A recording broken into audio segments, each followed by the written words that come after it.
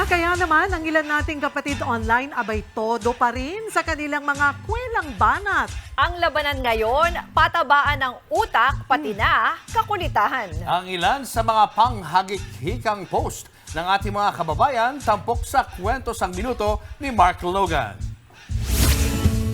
Sari-saring pangungulit tulad nito. Dami ko ng problema, ganito pa ang mukhang makikita.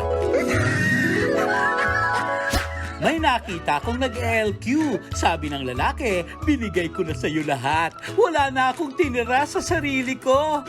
Meron naman, si Raya. Nag-iisip naman itong si Kuya. Napagawa na niyang sosyal ang garahe niya. Pero nag-iisip siya, anong uunahin? Mags ba o seat cover? Alam niyo na siguro kung ano. Ayun, nag-piso fare offer na naman yung favorite mong airline. Kaso, ganito raw ang mga upuan. Eh yung excited ka kasi gagala, pero ikaw pala yung driver. Shala, di ba?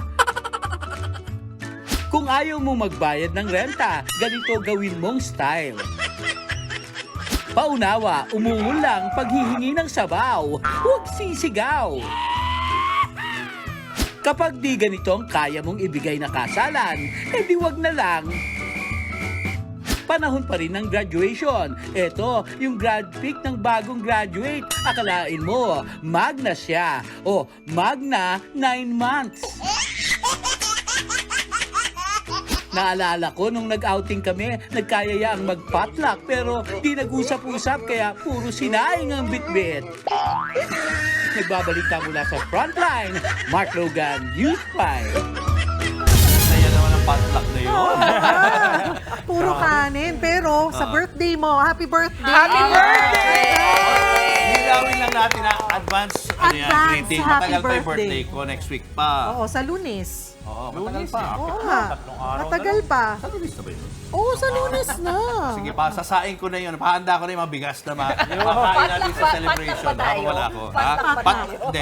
Sagot ko na. Basta puro kanin.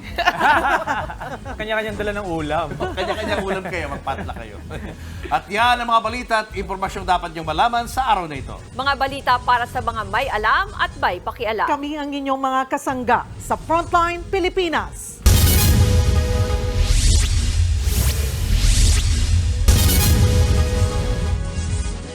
Mga kapatid, Cheryl Cosim po, huwag maging huli at maging una sa lahat sa balitaan. Para sa tuloy-tuloy na talakayang sa Frontline, mag-follow at mag-subscribe sa social media pages ng News 5.